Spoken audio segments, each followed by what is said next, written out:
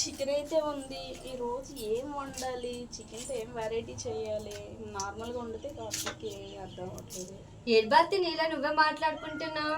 మాట్లాడుకోవడం కాదే బాబు, చికెన్ అయితే ఉంది ఇంట్లో, కానీ ఎప్పుడులా వండితే కార్తీక్కి నచ్చట్లేదు.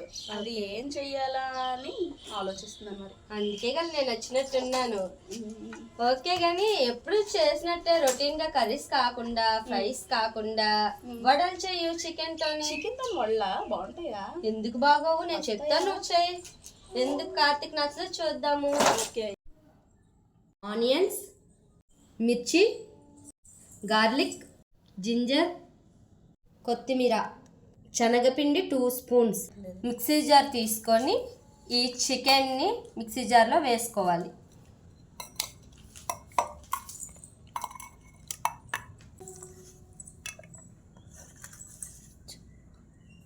మిక్సీ పట్టుకుందాం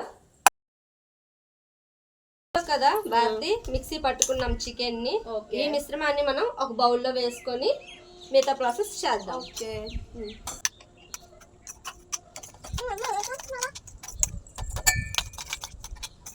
ఈ చికెన్ మిశ్రమంలో ఇప్పుడు మనం కావలసిన ఇంగ్రీడియంట్స్ వేసుకుందాం భారతి.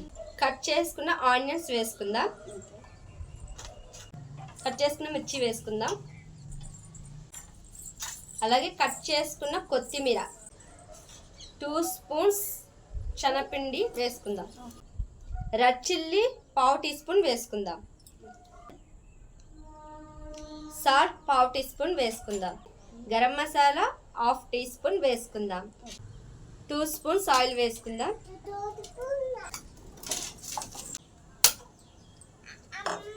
బ్యాండి పెట్టుకుందాం.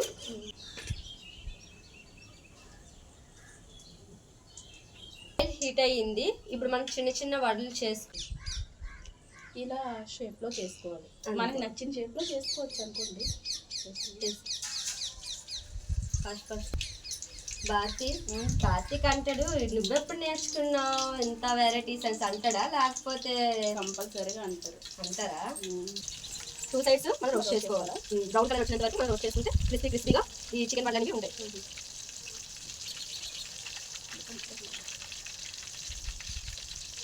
కలర్ చేంజ్ అవుతున్నాయి, చూసావా భారతి?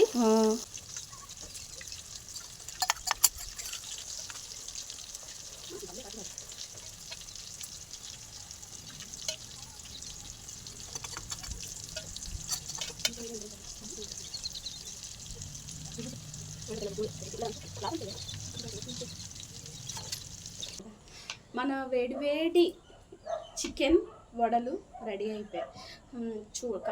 కలర్ కానీ వడలు చూడటానికి అయితే మటు చాలా బాగున్నాయి. మరి తింటే ఎలా ఉంటుందో చూద్దాం.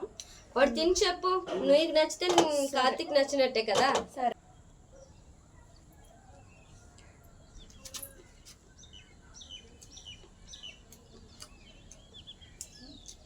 సూపర్. స్టార్ట్. అయితే భారతి, ఈ వడలు అనేవి సాస్ తోని, చిల్లీ సాస్ తోని, టమాటో సాస్ తోని కూడా తినచ్చు. నచ్చిన వాళ్ళు అలా తినచ్చు, లేదు ఇలా వేడివేడిగా తింటానన్నా తినచ్చు. కానీ టేస్ట్ మాత్రం సూపర్ గా వచ్చిందండి.